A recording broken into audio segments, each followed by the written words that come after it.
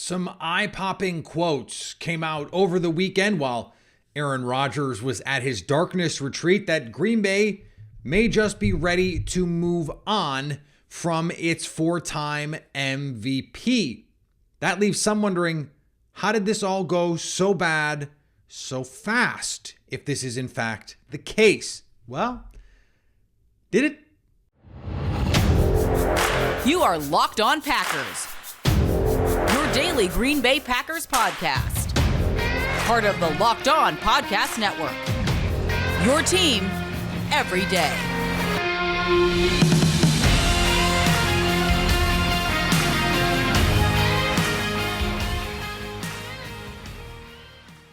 You are Locked On Packers, part of the Locked On Podcast Network, your team every day. I'm Peter Bukowski, and I cover the Packers for The Leap, a newsletter I would love for you to subscribe to. Follow me on Twitter, Peter_Bukowski. Follow the podcast on Twitter, Locked On Packers. Like us on Facebook. Subscribe to the podcast, iTunes, Spotify, Google Podcasts. Wherever you find podcasts, you will find Locked On Packers, the number one Packers podcast on the internet, and the show for fans who know what happened. They want to know why and how.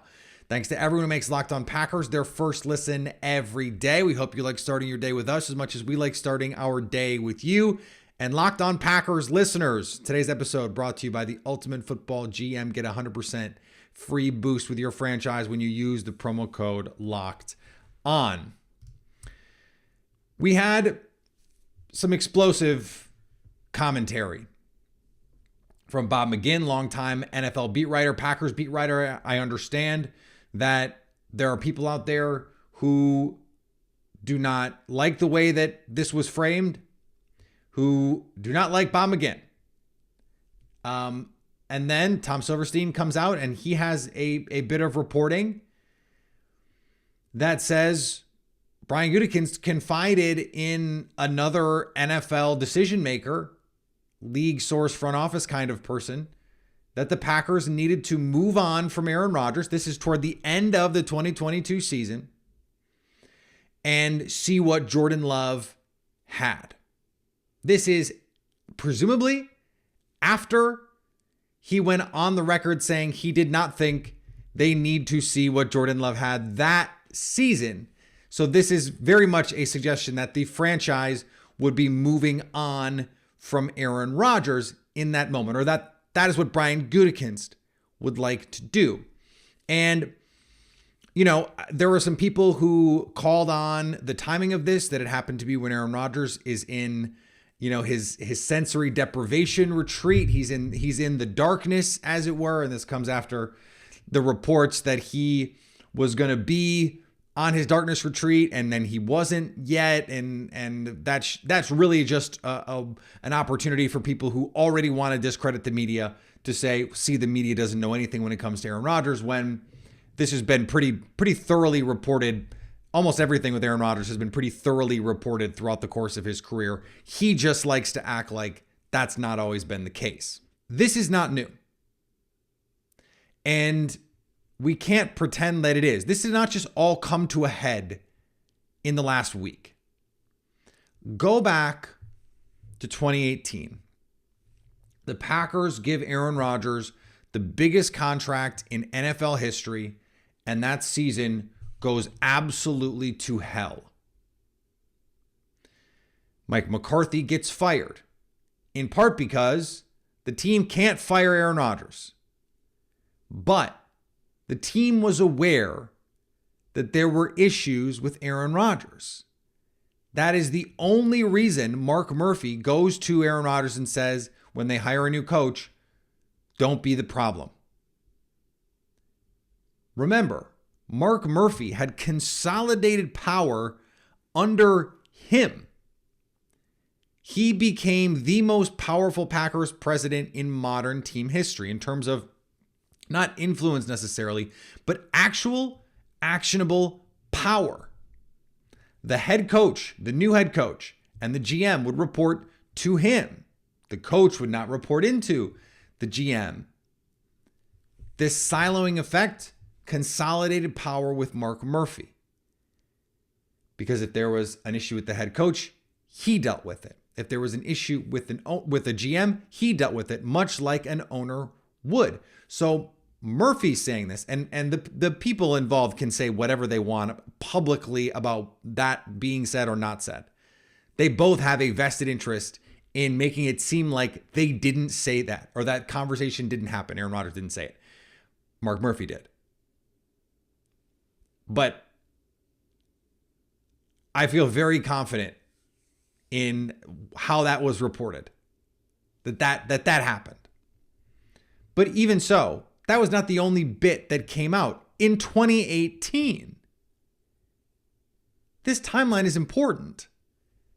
There was a number of articles written post McCarthy about some of the stuff with Mike McCarthy and the lack of buy-in from the locker room. But that was in part because Aaron Rodgers did not seem to buy in to Mike McCarthy. And then you have Matt LaFleur. He comes in. Remember what happened. Remember what we found out later after the Packers drafted Jordan Love. That Matt LaFleur and the Green Bay Packers and Brian Gutekunst did more work on Jordan Love than any other team in the league, and that it wasn't close. Matt LaFleur was calling Jordan Love's old coaches in the fall of 2019. He hadn't even really seen Aaron Rodgers play. We go into that offseason. Neither coach nor GM would say, we don't need a quarterback. In fact, they said we were going to be open to every possibility. At the combine, Matt LaFleur was asked, if you're looking for a quarterback, what kind of quarterback are you looking for? He rallied off chapter and verse, essentially the scouting report for Jordan Love, someone who's going to stand and take a hit, who can create off schedule, and who has, the physical tools that you look for. It was someone like Jordan Love, even if they needed to be coached up. Now, you get through the 2019 season, okay? You get the Jordan Love pick. You get Aaron Rodgers' displeasure with it. And let's be honest, the Packers deserve a lot of the blame for the way that was handled. The Packers front office should have treated that situation with a lot more care than they did. I'm not saying this, I'm not meaning to imply that this is all on Aaron Rodgers. Clearly it's not. Both sides have expressed displeasure with the other over the course of the last 4 years. Since Brian Gutekunst became GM and since Mark Murphy rose to power, ultimately they are the ones who are going to decide this, not Matt LaFleur, who has been in Aaron Rodgers' corner starting in 2020. Because Aaron Rodgers comes out, he's the MVP. He says all of those weird things in the post game press conference after Tampa Bay, after that loss, about the beautiful mystery and about not knowing if this team is going to be together, and no one seems to know what he's talking about except him, because that's when this breakdown happens, when he wants out. Well, guess what the Packers didn't do? He wanted a contract extension. He said he wanted a contract extension. He said he thought he deserved a contract extension. The Packers didn't want to give him one. The Packers didn't initially give him one. In fact, never did in the 2021 season. They said, you're not going to retire. We don't buy it, and we're not going to trade you. You're going to play on what was, when it was signed, the biggest contract for a quarterback in NFL history. Then he goes out. The Packers mend some fences and has another MVP season. But there's the issue with COVID. That creates a firestorm. Whether or not the Packers had an actual issue with that, we don't know for sure, but it certainly created a bigger headache. And then for the second straight off season, there are these questions of, well, will they or won't they? Will he or won't he? You come into, he gets the contract, of course. Part of that is because we don't know what Jordan Love is.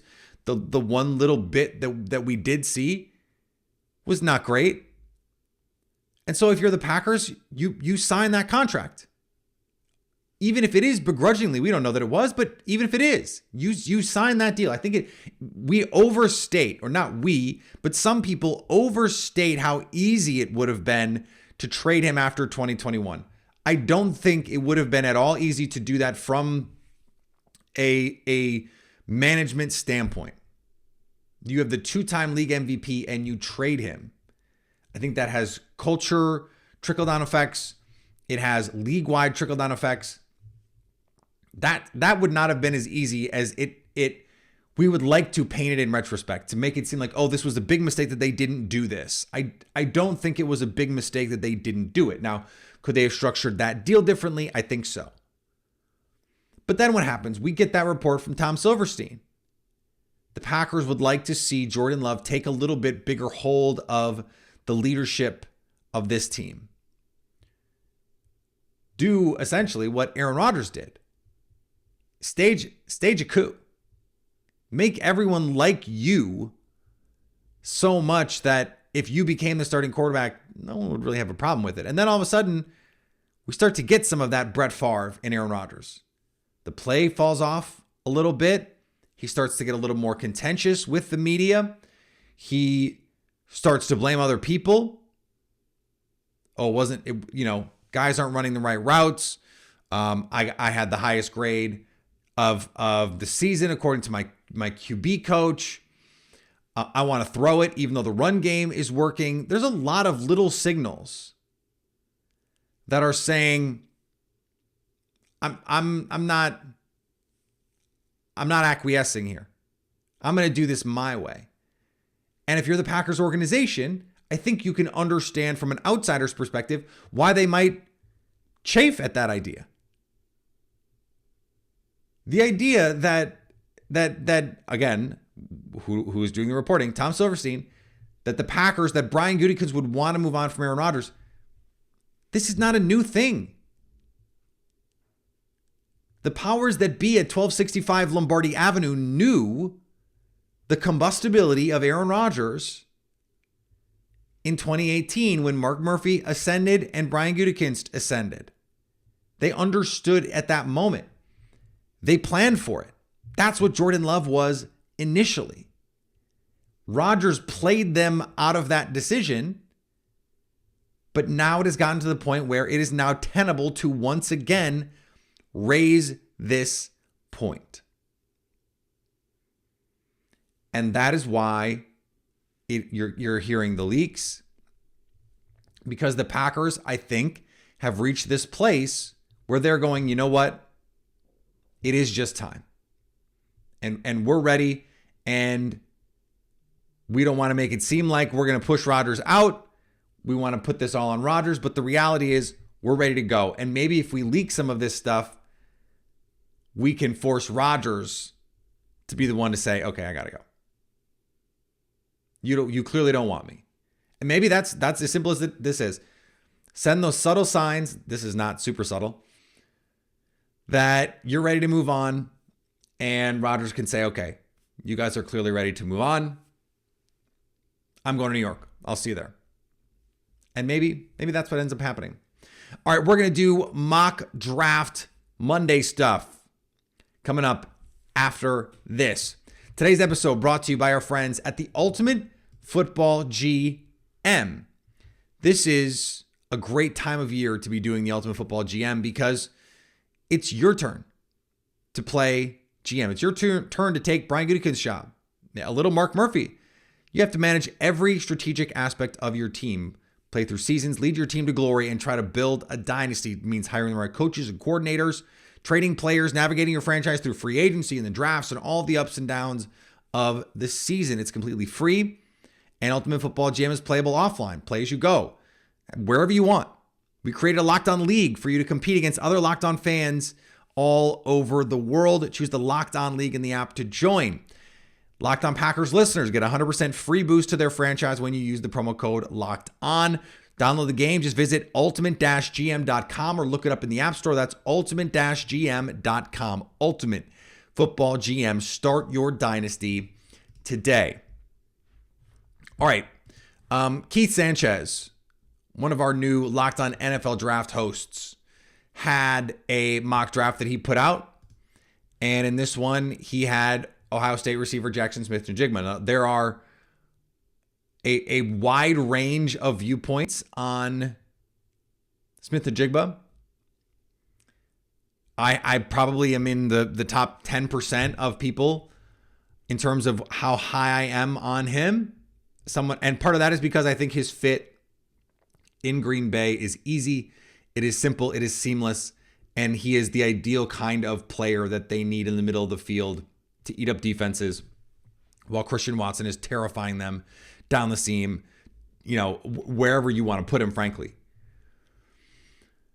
But it got me thinking. The Packers, we know this, they don't like to take first-round receivers. Now, I didn't want to put an Aaron Rodgers trade in my mock because last time I did that, I got some grief for it. But I thought, okay, what does it look like if you don't? What are the options if you don't take a receiver in round one? Can you still fortify this offense in a meaningful way? And this is, of course, with the understanding that you're probably going to want to fortify the offense more than just through the draft. That if Aaron Rodgers is back, you're going to want to sign a veteran. And even if he's not, like Alan Lazard's, like if Jordan Love is the quarterback, hard to imagine Alan Lazard is back. Randall Cobb is not back. So that leaves your rookie class of 2022, essentially, as your receiver room. And it also leaves questions about what the tight end room is going to look like. So, okay, let's say at 15, you don't love the options. And I get it. Other than Smith-Njigba, I don't love any of the other options at 15 for receivers either. So in this mock, I have them getting Myles Murphy, the pass rusher from Clemson. Pro Football Focus just redid their board. So these players are going to be in a different order than they were. They'll probably be moved again once we get some testing numbers because some guys will test really well. Some guys will test right where we expect them to be. And some guys will test much worse than we thought. All of those things are important. And I feel like I need to say it every year that the testing is not the starting point. The testing is the end of the sentence. It's the punctuation at the end. So you either test the way we think, period. This is who Brian Brise is, period. This is who Jordan Addison is, period. Or an exclamation point. You got and you crush it. This is who Myles Murphy is, exclamation point. Or this is who, pick anybody. Let's say Bryce Young goes out and is 5'9", 175. Bryce Young. Question mark?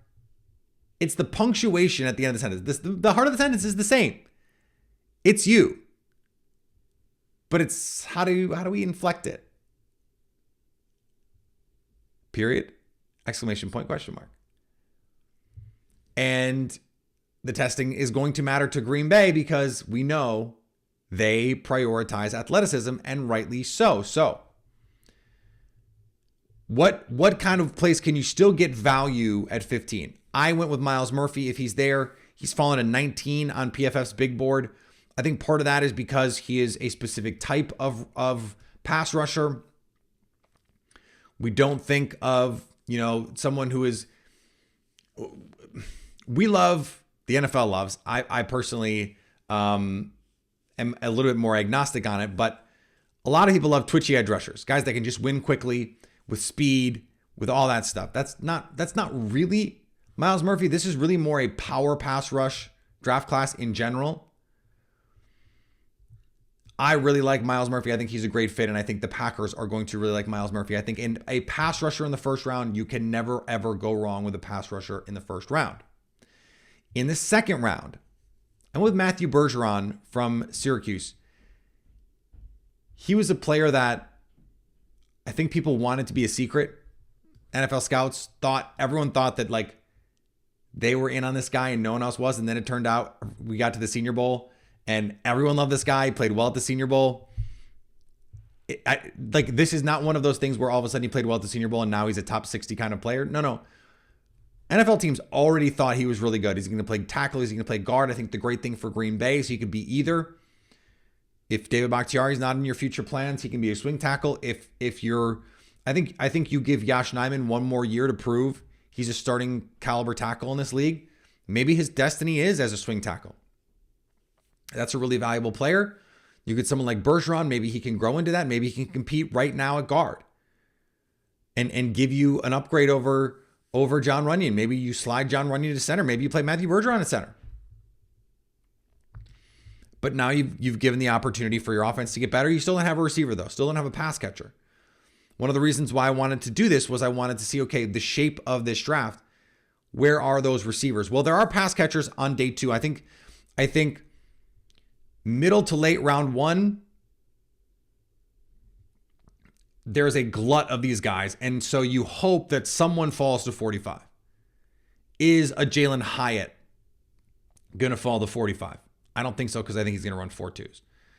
Is someone we're not thinking, a Jordan Addison maybe, or a Zay Flowers or a Josh Downs, someone that you might not think the Packers would take in the first round, but if they're there at 45, all of a sudden it gets interesting.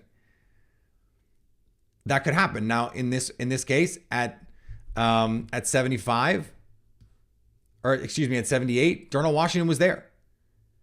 I don't know if he's going to be there in real life. It seems like Dalton Kincaid and Musgraves from Morgan State are getting love right now. I think teams are realizing, or at least people in the media are realizing, big, strong. There's a lot of these guys that are big, really good athletes. And that maybe having more productivity is good. Darnell Washington has only like slightly more productivity than I do. Now that's also true of Musgraves. But he can be a blocker right away. I think he can come in and you're going to bet on athleticism. He has it in spades. He's absolutely huge. He makes a ton of sense for the Packers. You haven't added a dynamic pass catcher to the group yet. This is not someone who's going to come in and change your life, but Trey Palmer from Nebraska, I know he's smaller, but he's so fast and he can win vertically. I think that the Miami model, I love the Miami model.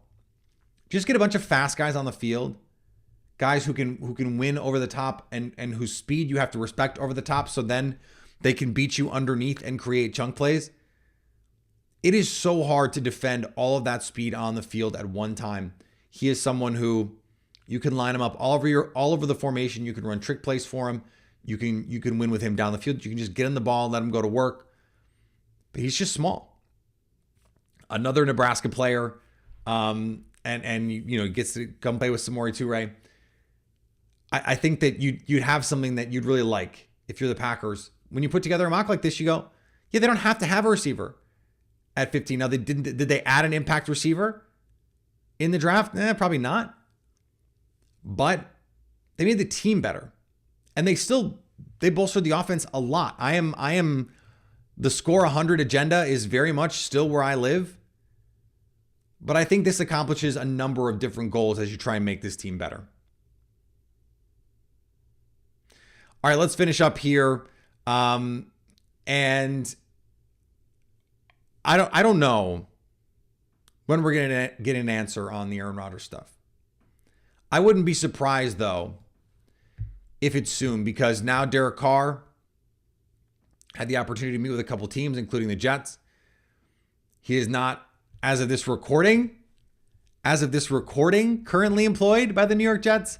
And so until that happens, I think we have to assume that this is going to still be in play for Aaron Rodgers. Now, maybe they come in and they kick the tires and they give themselves a chance if Aaron Rodgers isn't available. Maybe it is the case that actually Aaron Rodgers is the first domino here, not Derek Carr. That Derek Carr truly is the consolation prize. That Jimmy G truly is the consolation prize in all of this. And we know from a practical standpoint that is true, but whether or not the actions the teams make in terms of the order fits with that, that's something that we're going to have to wait and see. But That's what I'm watching right now. Is Derek Carr truly the first domino? Is he truly the first domino, or is he, because he is really the consolation prize, is he the second mover in all this? That, okay, the team that doesn't get Aaron Rodgers, then they get Derek Carr, and then the other teams are left to fight over Jimmy G. How does Eric Bieniemy going to the Commanders impact all of this? These are all interesting questions that we can try and answer moving forward. We'll be back tomorrow. We're working on trying to get a couple of guests coming in this week. So unfortunately, we have exhausted our Super Bowl Radio Row Week content. I hope you guys enjoyed those interviews from last week. I enjoyed bringing them to you. I enjoyed doing them. Go back and check those out if you missed them. But we're going to have more interviews, a lot of free agent focused interviews, draft focused interviews here coming up in the coming weeks. I'm excited. I'm excited for another offseason with the Green Bay Packers. Follow me on Twitter, Peter_Bukowski. Follow the podcast on Twitter, Locked On Packers. Like us on Facebook. Subscribe to the podcast, iTunes, Spotify, Google Podcasts, wherever you find podcasts, you will find Locked On Packers. And anytime you want to come hang out with us live, Aaron Rodgers Makes a Decision will be there live on YouTube to stay Locked On Packers.